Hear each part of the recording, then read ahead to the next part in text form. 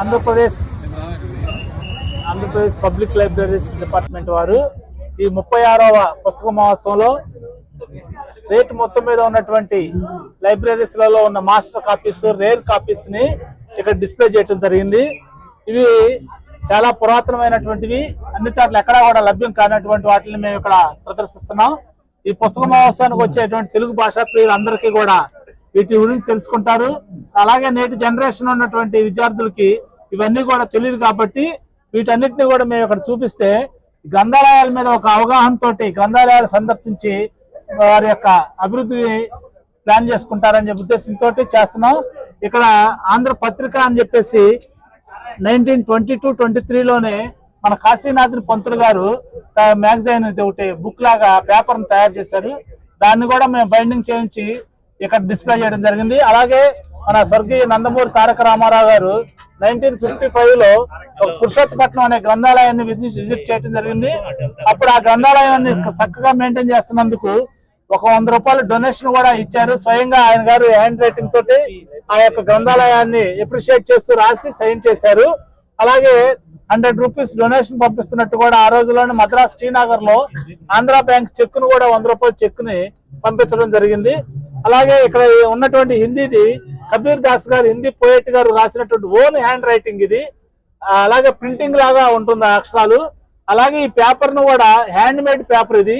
ఆ రోజుల్లో printing paper తయారు చేసుకునే విధానం లేకపోవడం వల్ల చేతితో తయారు చేసినటువంటి పేపర్ మీద రాసినటువంటి రైటింగ్ ఇది అన్ని చోట్ల దొరకదు మీకు. అలాగే శ్రీశ్రీ గారు మహాప్రస్థానం అనేది ఒక రాసినటువంటి ఫేమస్ ఈ యొక్క పోయెట్, అదే పాటలు కానీ అవన్నీ కూడా ఆయన హ్యాండ్ రైటింగ్ తో రాసినటువంటి కూడా ఇక్కడ చూపించడం జరిగింది. అలాగే హోలీ బైబుల్ సాంస్క్రిట్ లో మనకు తెలియదు, లైబ్రరీ బైబుల్ అనేది కూడా సాంస్క్రిట్ లో కూడా ఉందని చెప్పేసి తెలియదు. 1858లోనే ఇలా ఈ సాంస్క్రిట్ లైబ్రరీని తయారు చేశారు. అలాగే ఈ యొక్క 100 సంవత్సరాలు 110 సంవత్సరాల పంచాంగం కూడా మనకి గత సంవత్సరాలు ప్లస్ అలాగే 2050 వరకు కూడా ఉండేటువంటి తిథులు మంచి చెడు అన్ని కూడా చూసుకునే ఒక గ్రంథాలయాలలో ఇలాంటి పుస్తకాలు కూడా ఉన్నాయి. అలాగే ధన్వంతరి గారు 1944లోనే ఆయుర్వేదం సంబంధించినటువంటి తయారు చేసిన నోట్స్ ను కూడా ఇక్కడ మేము డిస్ప్లే చేయడం జరిగింది. అలాగే ఇంగ్లీష్ పోయెట్ కల్నల్ మెకంజీ గారు, ఇంగ్లీష్ ఆయన గారు రాసినట్టు తెలుగు భాష మీద అభిమానంతో ఆయన రాసినటువంటి తెలుగు భాషను కూడా ఆ రోజుల్లో చక్కగా రాశారో చూపిస్తున్నాం.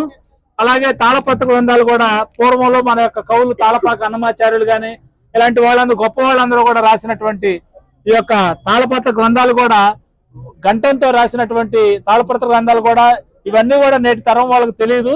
అవన్నీ కూడా ఇక్కడ చూపిస్తున్నాం. అలాగే పూర్వం మనకి రాజులు పరిపాలించినప్పుడు తామ్ర శాసనాలు అంటారు వీటిని. ఆ తామ్ర శాసనాల మీద వాళ్ళు తయారు చేసినటువంటి జీవోస్, గవర్నమెంట్ ఆర్డర్స్ కానీ అలాగే శాసనాలు కూడా ఇవన్నీ కూడా తయారు చేసినటువంటి రేరుగా మేము భద్రపరిచినటువంటివి ఈరోజు మేము ఇక్కడ పుస్తక మహోత్సవానికి విచ్చేసినటువంటి తెలుగు భాష అభిమానులందరికీ కూడా చూపించాలనే ఉద్దేశంతో ఇక్కడ డిస్ప్లే చేయడం జరిగింది. అలాగే మన యొక్క పూర్వం రోజులలో ఉన్నటువంటి తెలుగు కవులు, తెలుగు భాషాభిమానులు, గ్రంథాలయాలకి సేవ చేసిన వారు, ఇలాంటి మహాన్నతమైనటువంటి వ్యక్తులందరూ కూడా ఇక్కడ మేము అందరినీ కూడా చాలా మంది ఇప్పుడు వాళ్ళు గుర్తుపట్టలేరు, అవన్నీ కూడా ఇక్కడ మేము చూపించడం జరిగింది. అలాగే ఎన్టీ రామారావు గారు ఉన్నప్పటి నుంచి కూడా గ్రంథాలయాల మీద జరిగినటువంటి ముఖ్యమైన మీటింగులకు సంబంధించినటువంటి ఓల్డ్ ఫొటోస్ కూడా డిస్ప్లే చేయడం జరిగింది. అలాగే మా యొక్క గ్రంథాలయంలో సమ్మర్ లో ప్రతి సంవత్సరం కూడా వేసవి శిక్షణ శిబిరాలు అని చెప్పేసి చిన్నపిల్లల కోసం సమ్మర్ లో నిర్వహించే క్యాంప్ కూడా ఫొటోస్ అన్ని కూడా మీకు డిస్ప్లే చేస్తున్నాం. అదే విధంగా మంగళగిరి యొక్క గ్రంథాలయాన్ని ఇటీవల కాలంలో లోకేష్ గారు, మా యొక్క గ్రంథాలయ మంత్రి గారు చాలా అధునాతనంగా ఆధునీకరించి మా యొక్క స్టేట్ పరిషత్ చైర్మన్ గారు గోనుగొంట్ల కోటేశ్వరరావు గారు పదవి బాధ్యతలు స్వీకరించిన తర్వాత, లోకేష్ గారు విద్యాశాఖ మంత్రిగా అయిన తర్వాత ఈ యొక్క ఓల్డ్ లైబ్రరీని అధునాతనంగా మాడిఫై చేసి ఇటీవల కాలంలోనే ప్రారంభించడం జరిగింది. అదేవిధంగా ఈ యొక్క గ్రంథాలయాలు అన్నిటి కూడా అభివృద్ధి చేస్తామని చెప్పేసి లోకేష్ గారు ముఖ్యమంత్రి గారు, లోకేష్ గారు విద్యాశాఖ మంత్రి గారు కూడా అమరావతిలో ఒక 150 కోట్లతోటి ఒక సెంట్రల్ లైబ్రరీని కట్టాలని ప్లాన్ చేస్తున్నారు. దానికి సంబంధించినటువంటి వర్క్ షాప్ కూడా ఇటీవల కాలంలో జరిగింది. ఆ యొక్క కార్యశాలకు సంబంధించినటువంటి ఫొటోస్ కూడా ఇక్కడ చూపిస్తున్నాము. అదేవిధంగా మా యొక్క గ్రంథాలయ శాఖ డైరెక్టర్ గారు ఇటీవల కాలంలో డెల్ కంప్యూటర్స్ మరియు శిక్షణ ఫౌండేషన్ అనే ఒక ఎన్జిఓ తోటి మాట్లాడి ప్రతి 200 లైబ్రరీస్లలో కంప్యూటర్స్ ఏర్పాటు చేయడం జరిగింది. ఆ ఏర్పాటు చేసిన కంప్యూటర్స్ అన్ని కూడా విద్యార్థులకి డిజిటలైజేషన్ మీద అవగాహన కల్పించడానికి ఆ యొక్క కార్యక్రమం సంబంధించిన ఫోటోలు కూడా ఇక్కడ డిస్ప్లే చేయడం జరిగింది. ఇవన్నీ కూడా మా యొక్క గ్రంథాలయం, స్టేట్ గ్రంథాలయం, మా యొక్క ఆంధ్రప్రదేశ్ పౌర గ్రంథాలయం వారు గ్రంథాలయాల తరపున పౌరులకు ఏ విధంగా సౌకర్యాలు అందిస్తున్నారు, సేవలు చేస్తున్నారు అనేది కూడా బ్రీఫ్ గా ఇక్కడ మేము ఇక్కడ డిస్ప్లే చేయడం జరిగింది.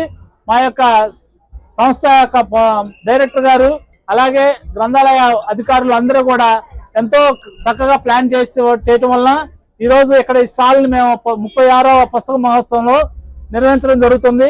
ఇదందరూ కూడా ప్రజలందరూ కూడా చూసి గ్రంథాలయాల మీద ఒక ప్రత్యేకమైనటువంటి అభిప్రాయంతో, మంచి సదాభిప్రాయంతో అందరూ గ్రంథాలయాలు ఉచితంగా ఉపయోగించుకొని వారి యొక్క జీవితంలో అభివృద్ధిలో చెందాలని కోరుతూ కృష్ణా జిల్లా గ్రంథాలయ సంస్థ తరపున అందరికీ కూడా హృదయపూర్వక నమస్కారాలు తెలియజేస్తున్నాం. Thank you very much sir. మన విజయవాడలో ఎక్కడ ఉంది సార్? మాకు విజయవాడలో 4 లైబ్రరీలు 5 లైబ్రరీలు ఉన్నాయి. విజయవాడలో రాఘవే పార్క్ దగ్గర ఠాగూర్ మెమోరియల్ ఉంది, సత్యనారాయణపురంలో చిత్తరంజన్ దాస్ గ్రంథాలయం ఉంది, అలాగే మధురానగర్ లో ఒక గ్రంథాలయం ఉంది, గొల్లపూడిలో ఒక గ్రంథాలయం ఉంది, అలాగే పెనంలూరులో ఒక గ్రంథాలయం ఉంది. ఇలాగా విజయవాడ నగరంలో 5-6 గ్రంథాలయాలు ఉన్నాయి. ఈ యొక్క కృష్ణా జిల్లాలో 109 గ్రంథాలయాలు ఉన్నాయి. 109 గ్రంథాలయాల్లో కూడా అనేకమైనటువంటి పురాతన పుస్తకాలు కూడా ఉన్నాయని చెప్పేసి తెలియజేస్తూ అందరూ కూడా విజిట్ చేసి ఈ యొక్క గ్రంథాలయాలను ఉపయోగించుకోవాల్సిందిగా కోరుతున్నాం. మన ఠాగూర్ లైబ్రరీలో మన స్టూడెంట్స్ కోసం స్టడీ హాల్స్ టైప్ కూడా ఉన్నాయి కదా? మార్నింగ్ ఉదయం 8 గంటల నుంచి నైట్ 8 గంటల దాకా ఉచితంగా విద్యార్థులకి మంచినీటి సౌకర్యం మరియు కరెంటు సౌకర్యం, ఏసీ సౌకర్యంతో కంప్యూటర్స్ కూడా అవైలబుల్ ఉండేటట్టు కాంపిటేటివ్ ఎగ్జామ్స్ కు ఉపయోగపడే విధంగా అనేకమైనటువంటి పుస్తకాలు ఉన్నాయి.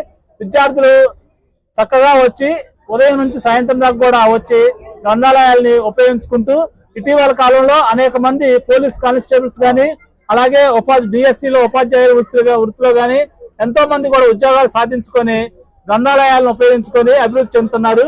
అందరూ కూడా ఎంతో మంది విద్యార్థులు ఈ యొక్క గ్రంథాలయాలను ఉపయోగించుకోవాలని కోరుతున్నాం.